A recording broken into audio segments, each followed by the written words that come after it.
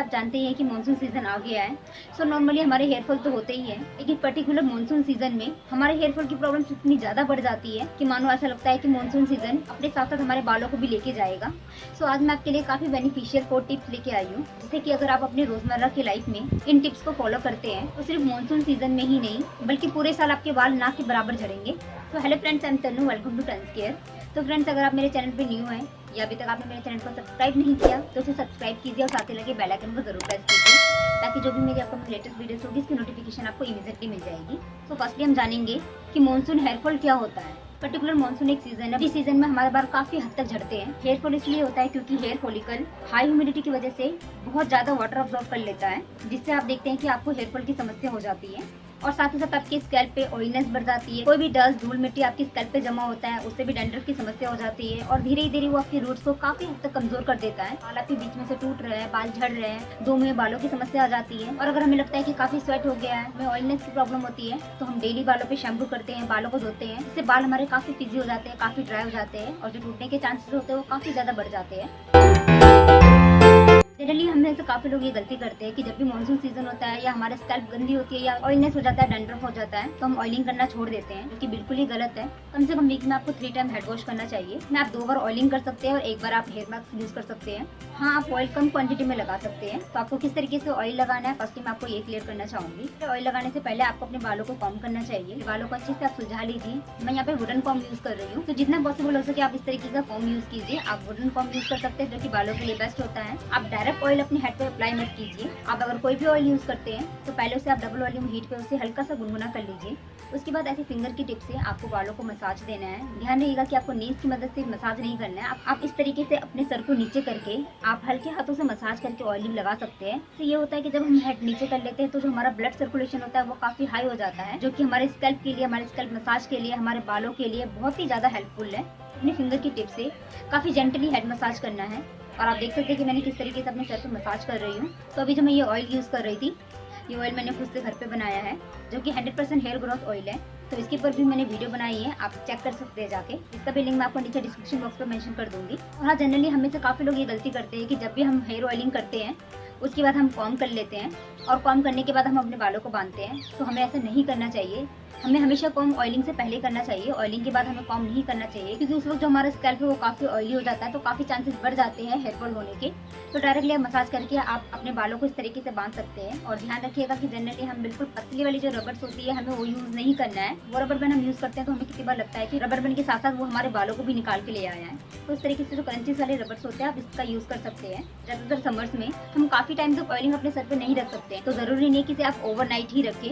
आप नहाने से 1-2 घंटे पहले अपने सर पे मसाज कर सकते हैं और 1-2 घंटे के बाद आप हेड वॉश कर लीजिए। और हेड वॉश करते समय आप माइल्ड शैम्पू का यूज कीजिए। यहाँ पे माइल्ड शैम्पू से मेरा मतलब है आप भी हर्बल शैम्पू या बेबी शैम्पू यूज कर सकते हैं। काफी केमिकली वाले प्रोडक्ट आपको यूज नहीं करने, स्पेशली तो इस सीजन में आपको ये अवॉइड ही करना है।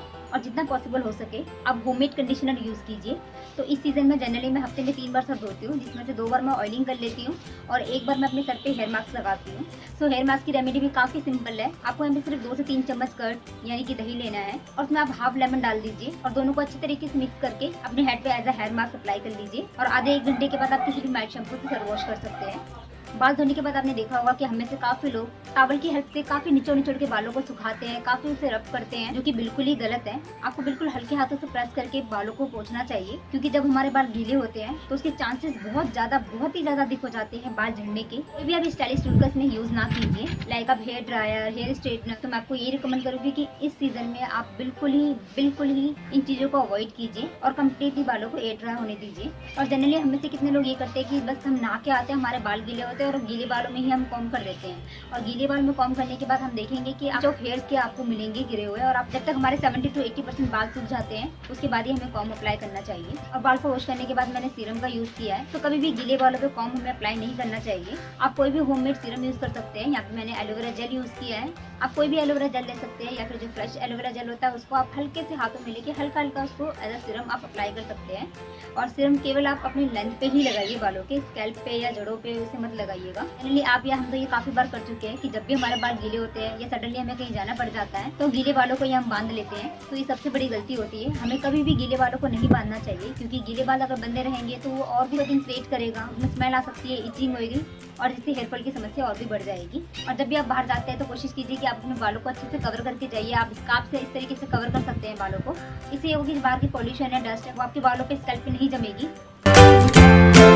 तो बारिश के पानी में हमें कभी भी भीगना नहीं चाहिए। खासतौर पे हमें अपने सर को गीला नहीं करना चाहिए। हमें अम्ब्रेला का यूज़ करना चाहिए या रेनकोट का यूज़ करना चाहिए, क्योंकि बारिश के पानी में काफ़ी एसिडिक रेनफॉल होता है, केमिकल इफेक्टेड रेन होता है, जो कि आपके बालों पे हेयर फॉल को तो बढ़ाता ही बढ़ाता है, साथ ही साथ ईचिंग, डैंड्रफ, स्कैल्प इन्फेक्शन, ऐसे न जाने कितनी चीज़ें होने की संभावना होती है। तो हमें जितना हो सके बारिश के पानी को अवॉइड करना चाहिए। और काफ़ी अवॉइड करने के बाद भी अगर आप बारिश में भीग जाते हैं, आपके बाल गीले हो जाते हैं, तो जनरली आपने देखा होगा कि कितने लोग आते हैं वो बालों को ऐसे ही टॉवल से पोंछ के रब करके उसको सुखा देते हैं, जबकि हमें ऐसा नहीं करना चाहिए। अगर आप बारिश में भीग भी गए हैं, आपके बाल गीले भी हो गए हैं, तो सबसे पहले आप बालों को वॉश कीजिए किसी भी माइल्ड शैम्पू से, और उसके बाद उसे कम्प्लीटली एयर ड्राई होने दीजिए। और जितना हो सके आप टाइट बालों को बांधने से अवॉइड कीजिए। उसके लिए मैं आपको मना करना चाहूँगी कि मानसून सीजन में आपको अपने बालों के साथ बिल्कुल भी एक्सपेरिमेंट नहीं करना है। जैसे कि हम हेयर डाई करवाते हैं, कलर करवाते हैं, रिमॉन्डिंग करवाते हैं, स्ट्रेटिंग करवाते हैं, तो हमें इस सीज़न में बिल्कुल इन चीज़ों को अवॉइड करना चाहिए। आप सितंबर अक्टूबर में या उसके बाद लगा सकते हैं, लेकिन इस सीज़न में आपको कम्प्लीटली अवॉइड करना चाहिए। और साथ ही साथ अगर कोई चीज़ आपने पहले भी यूज़ नहीं की, लाइक कोई शैम्पू या कोई कंडीशनर प्रोडक्ट्स को आपको इस सीज़न में अपने बालों में बिल्कुल भी एक्सपेरिमेंट नहीं करना चाहिए। हमें अपनी डाइट का ध्यान रखना ही पड़ता है, हमें बैलेंस डाइट लेनी चाहिए, लेकिन पर्टिकुलर इस सीज़न में हमें और भी ज़्यादा अपनी डाइट का ध्यान देना चाहिए। और साथ ही साथ आपको पानी भी काफ़ी ज़्यादा पीना चाहिए। कोई भी आप बाहर का ऑयली चीज़ें, इन सब चीज़ों को आप अवॉइड कीजिए।